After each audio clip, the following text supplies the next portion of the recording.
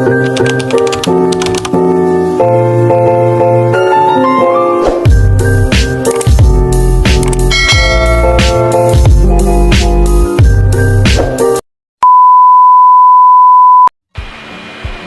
baik. Assalamualaikum warahmatullahi wabarakatuh. Perkenalkan, nama saya Dania Fatima. Saya dari Prodi Manajemen kelas 10. Nomor induk mahasiswa saya 289225014. Nah, di sini saya akan menyelesaikan tugas ujian tengah semester dengan mata kuliah Pasar Uang dan Modal dengan judul materi Struktur Modal dan Kebijakan Dividen, dengan dosen pengampu Bapak Dr. Andes di sini Sugeng Prayetno SEMM. Nah, materi yang pertama yaitu ada konsep dasar struktur modal. Pengertian dan langkah struktur modal. Struktur modal merupakan gabungan dari sumber utang jangka panjang yang meliputi utang, saham biasa, dan saham umum. Hal ini senada juga diungkapkan oleh BOS tahun 2009 bahwa struktur modal adalah gabungan dan utang jangka panjang dan sekuritas yang digunakan perusahaan untuk membiayai kegiatan operasional. Nah, salah satu langkah yang diambil perusahaan adalah dengan memiliki manajemen keuangan. Tanggung jawab utama seorang manajer keuangan atau financial manager dalam suatu perusahaan adalah merencanakan sumber dan penggunaan dana untuk memaksimalkan nilai perusahaan atau disebut dengan the value of the firm. Keputusan manajemen keuangan terdiri atas 3 bagian, yaitu yang pertama itu ada keputusan investasi yang terdapat pada sisi kiri dari neraca. Manajemen keuangan berperan dalam menentukan jenis aset yang akan diinvestasikan oleh perusahaan. Keputusan pendanaan yang terdapat pada sisi kanan dari neraca yang terdiri atas kewajiban dan sekuritas. Nah, yang kedua yaitu ada keputusan dalam menentukan cara perusahaan mendapatkan modal yang digunakan untuk membiayai investasi perusahaan. Yang ketiga yaitu ada keputusan manajer meliputi keputusan investasi dan pendanaan perusahaan dari hari ke hari. Misalnya beberapa besar ukuran perusahaan atau seberapa cepat pertumbuhan perusahaan.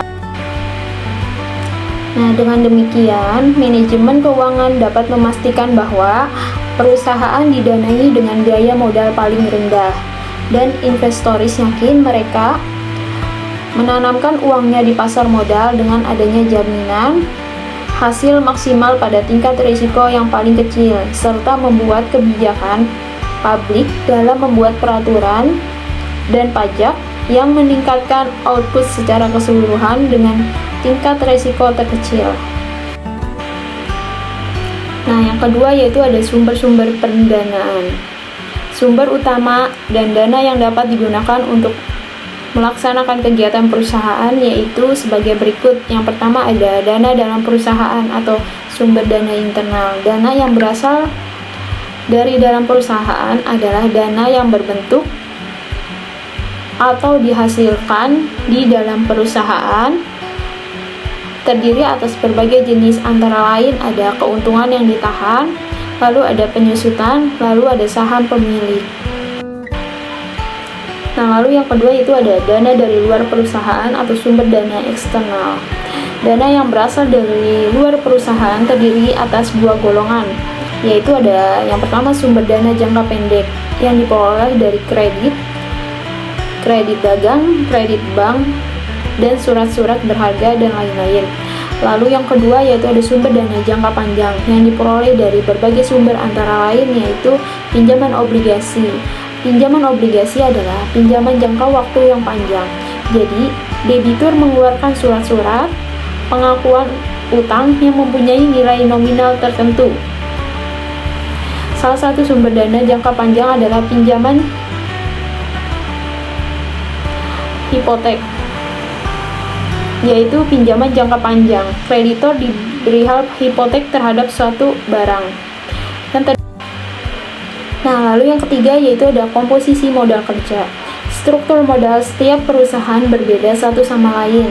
Komposisi dari modal kerja dipengaruhi oleh faktor-faktor berikut, yaitu ada sifat kegiatan perusahaan, ada faktor-faktor ekonomi, lalu ada peraturan pemerintah yang berhubungan dengan pengendalian kredit, lalu ada suku bunga yang berlaku, lalu ada jumlah uang yang beredar, lalu ada tersedianya bahan-bahan di pasar, lalu ada kebijakan dalam perusahaan. Nah, yang keempat yaitu ada pola dan faktor-faktor struktur modal. Sebelum kita mengetahui teori tentang struktur modal, terlebih dahulu yang penting bagi kita untuk mengetahui pola struktur modal yang ada di dunia, yaitu yang pertama ada pola struktur modal di dunia. Berdasarkan riset, ada beberapa pola dari struktur modal di seluruh dunia, yaitu yang pertama ada struktur modal di beberapa negara berbeda-beda, lalu ada pola struktur modal setiap industri juga berbeda. Lalu yang ketiga ada utang berbanding terbalik dengan profitabilitas. Lalu yang keempat ada pajak. Mengetahui struktur modal namun bukan satu-satunya faktor yang menentukan. Lalu yang kelima yaitu ada pada saat finansial stress, utang akan menurun. Yang keenam ada para shareholder mengonsumsikan bahwa menaikkan utang adalah good news dan menurunkan utang adalah bad news. Lalu yang ketujuh yaitu ada pengaruh transaction cost dalam menerbitkan sekuritas. Sekuritas adalah sangat kecil terhadap struktur modal. Lalu yang kedelapan ada kepemilikan terkonsentrasi versus difus atau yang tersebar. Lalu B, faktor-faktor yang mempengaruhi struktur modal. Menurut Rianto tahun 2001, beberapa faktor yang mempengaruhi struktur modal yaitu yang pertama ada tingkat bunga yang berlaku akan menentukan struktur modal yang akan mempengaruhi jenis modal yang akan digunakan, apakah menggunakan saham atau obligasi. Lalu yang kedua ada stabilitas earning. Stabilitas dan besarnya earning yang diperoleh perusahaan akan menentukan apakah perusahaan dibenarkan menggunakan utang tetap atau tidak. Lalu yang ketiga yaitu ada susunan aktiva pada umumnya. Industri atau manufaktur yang sebagian besar modalnya, terutama dalam aktiva tetap, cenderung menggunakan modal sendiri dibandingkan dengan. Nah, lalu yang keempat yaitu ada resiko aktiva. Resiko yang melekat pada setiap aktiva belum tentu sama. Semakin panjang jangka waktu penggunaannya, resiko semakin besar. Yang kelima yaitu ada jumlah modal yang dibutuhkan. Jumlah modal yang diperlukan atau dibutuhkan akan mempengaruhi struktur modal. Jika modal yang dibutuhkan adalah besar, yang dirasakan perlu bagi perusahaan untuk menggunakan sekuritas secara bersamaan. Lalu yang keenam ada keadaan pasar modal. Kondisi pasar modal sering mengalami perubahan yang disebabkan oleh sebagai faktor. Oleh karena itu, dalam rangka memperoleh dana melalui penjualan sekuritas, perusahaan harus memperhatikan kondisi pasar modal.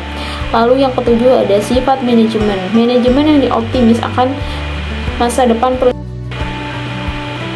Nah, lalu yang B ada teori-teori struktur modal. Teori Miller dan Modigliani tahun 1958 atau yang dikenal dengan teori MCM merupakan dasar dari teori keuangan modern. Teori ini memberikan definisi operasional dari biaya modal dan dasar dari teori investasian.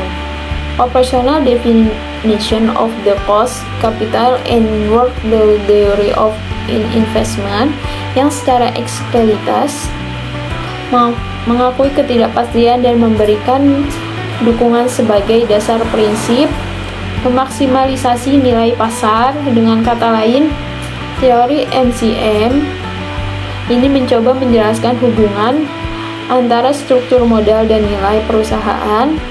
Teori MCM Nah, yang pertama itu ada semua aset secara fisik memiliki oleh perusahaan. Yang kedua ada pasar modal, tidak terjadi friksi, tidak ada pajak perusahaan atau pajak pendapatan personal, tidak ada biaya dalam membeli dan menjual sekuritas, dan tidak ada yang berbangkrutan. Lalu yang ketiga yaitu ada perusahaan dapat mengeluarkan dua jenis sekuritas, yaitu ekuitas yang berisik atau risk equity dan utang yang bebas resiko atau risiko free debt. Lalu ada baik individu maupun perusahaan dapat meminjamkan dana pada tingkat bunga bebas risiko atau risk free debt rate. Lalu ada investor memiliki ekspektasi yang homogen tentang pergerakan profit perusahaan pada masa depan. Yang F, tidak ada pertumbuhan sehingga semua pola arus atau cash flow bersifat anuitas hingga jangka waktu tidak terbatas.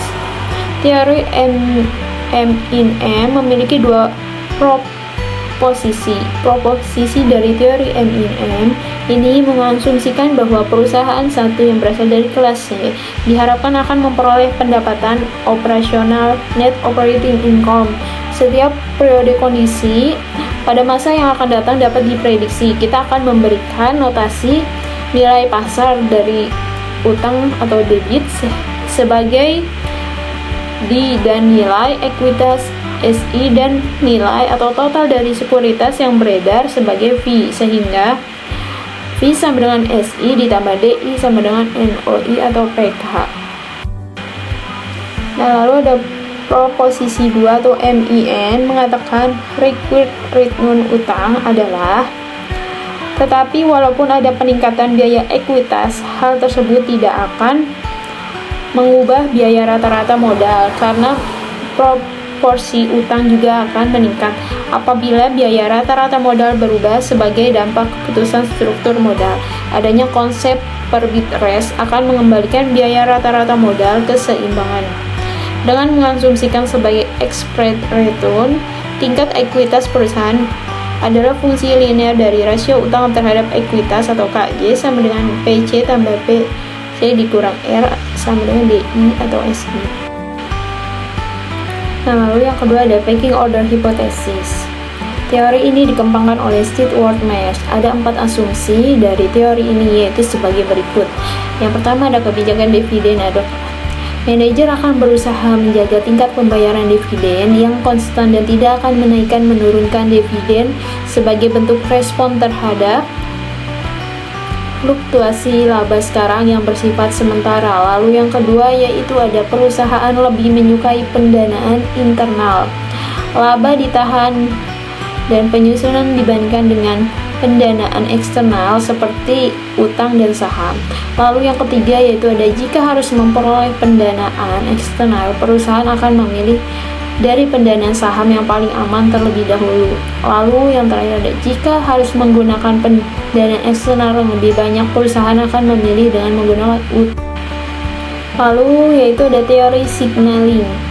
Signaling merupakan kegiatan pendanaan. Manajer yang dipercaya dapat memprediksikan nilai saham perusahaan. Pada umumnya, pendanaan dengan utang dianggap sebagai signal positif, sehingga manajer percaya bahwa saham undervalued. Manajer percaya bahwa prospek perusahaan ke depannya sangat bagus yang didedikasikan dengan harga saham perusahaan sekarang. Hal ini akan menguntungkan bagi para stockholder untuk menggunakan utang dibandingkan dengan menerbitkan saham, karena menggunakan utang ini dianggap sebagai signal negatif, sehingga manajer percaya bahwa saham overload. Hal ini mengakibatkan harga saham akan menurun. Underwriting cost menerbitkan saham tinggi sehingga pendanaan dengan penerbitan saham baru. Nah, lalu yang C ada kebijakan dividen. Arti penting kebijakan dividen. Kebijakan dividen merupakan suatu keputusan apakah laba yang diperoleh perusahaan akan dibagikan kepada pemegang saham sebagai dividen atau akan ditahan dalam bentuk laba ditahan untuk pembiayaan investasi pada masa yang akan datang. Beberapa teori kebijakan dividen yang dikemukakan oleh Dermawan tahun 2002, yaitu sebagai berikut. Yang pertama ada teori dividen tak relevan. Modigliani dan Miller MBM berpendapat nilai suatu perusahaan tidak ditentukan oleh besar kecilnya dividen payout ratio, tetapi ditentukan oleh laba bersih sebelum pajak dan kelas resiko perusahaan. Dengan demikian, menurut NIM, dividen tidak relevan untuk diperhitungkan karena tidak akan meningkatkan. Nah, lalu ada pernyataan NIM didasarkan pada beberapa asumsi berikut. Yang pertama yaitu ada pasar modal yang sempurna yang di dalamnya para investor bersikap rasional. Lalu tidak ada biaya emisi saham. Lalu yang ketiga ada tidak adanya pajak. Lalu yang keempat ada leverage tidak berpengaruh terhadap biaya modal. Lalu ada para investor dan manajer mempunyai informasi yang sama. Lalu ada distribusi pendapatan di antara dividen dengan laba ditahan tidak berpengaruh terhadap biaya ekuitas. Lalu yang ketujuh ada kebijakan capital budgeting terhadap dari kebijakan dividen. Lalu teori the bird in the hand.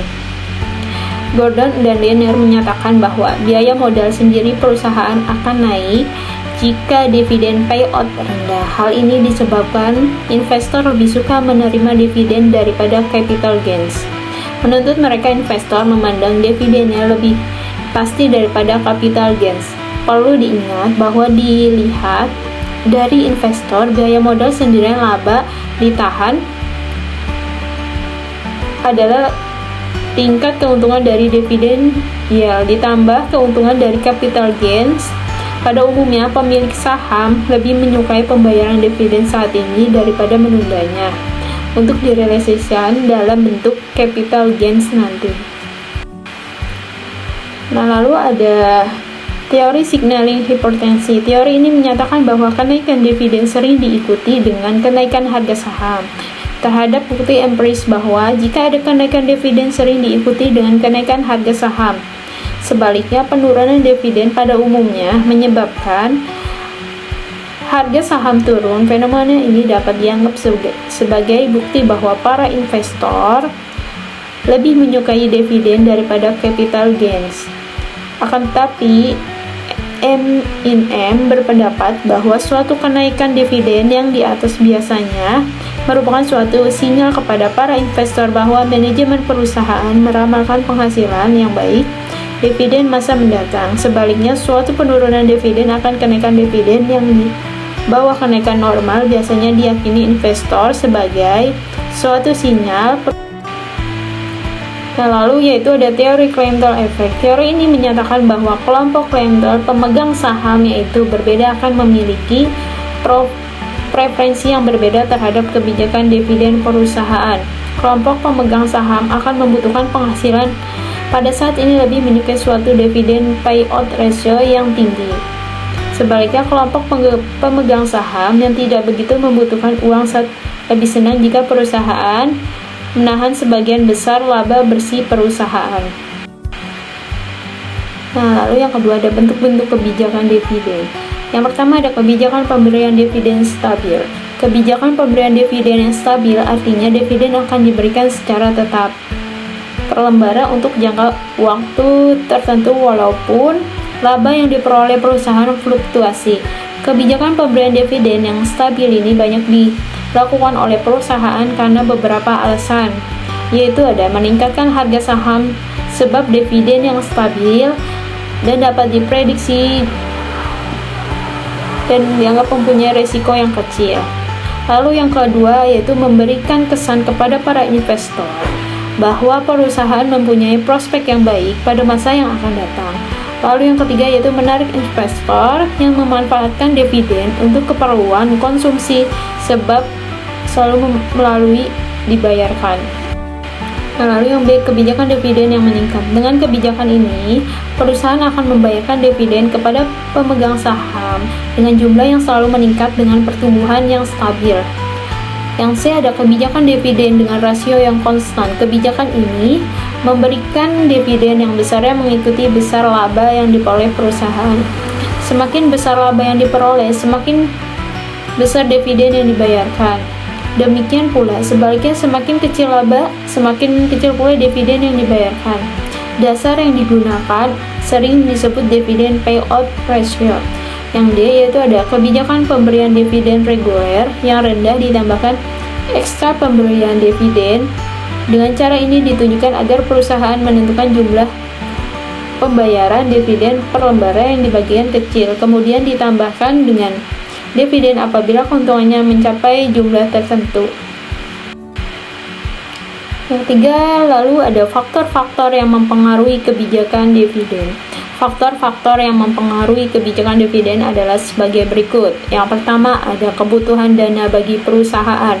Kebutuhan dana bagi perusahaan semakin besar kebutuhan dana perusahaan berarti semakin kecil kemampuan untuk membayar dividen. Penghasilan perusahaan akan digunakan setelah terlebih dahulu untuk memenuhi kebutuhan dananya. Semua proyek investasi yang menguntungkan dana sisanya digunakan untuk pembayaran dividen. Lalu ada likuiditas perusahaan. Likuiditas perusahaan merupakan salah satu pertimbangan utama dalam kebijakan dividen, karena dividen merupakan arus kas keluar. Semakin besar jumlah kas yang tersedia dan likuiditas perusahaan, semakin besar pada kemampuan perusahaan untuk membayar dividen. Nah, yang saya ada kemampuan untuk meminjam. Apabila perusahaan mempunyai kemampuan yang tinggi untuk mendapatkan pinjaman, hal ini juga merupakan fleksibilitas keuangan yang tinggi, sehingga kemampuan untuk membayar dividen juga tinggi. Jika perusahaan memerlukan pendanaan melalui utang, manajemen tidak perlu mengkhawatirkan pengaruh dividen kas terhadap likuiditas perusahaan. Lalu yang kedua ada pembuatan dalam perjanjian utang. Pembatasan digunakan oleh para kreditor untuk menjaga kemampuan perusahaan tersebut untuk membayar utangnya. Nah, yang terakhir itu ada teori-teori dividen. Dalam dunia keuangan terdapat 3 konsep tentang kebijakan dividen. Yang pertama ada irrelevance theory. Menurut Modilani dan Miller, nilai suatu perusahaan tidak ditentukan oleh besar kecilnya DPR, tetapi ditentukan oleh laba bersih sebelum pajak atau EBIT. Oleh karena dan kelas risiko perusahaan, jadi dividen adalah tidak relevan. Pernyataan ini didasarkan pada beberapa asumsi penting yang lemah seperti pertama, ada pasar modal sempurna yang semua investornya adalah rasional. Lalu yang kedua, tidak ada biaya emisi saham baru jika perusahaan menerbitkan saham baru. Lalu tidak adanya pajak. Lalu yang keempat, ada kebijakan investasi perusahaan tidak berubah. Lalu yang kedua ada built-in the hand theory. Investor lebih menyukai dividen karena kas di tangan lebih bernilai daripada kekayaan dalam bentuk lain. Konsekuensinya, harga saham perusahaan akan sangat ditentukan oleh besarnya dividen yang dibagikan. Dengan demikian, semakin tinggi yang dibagikan, semakin tinggi pula perusahaan. Lalu yang ketiga, take profits theory.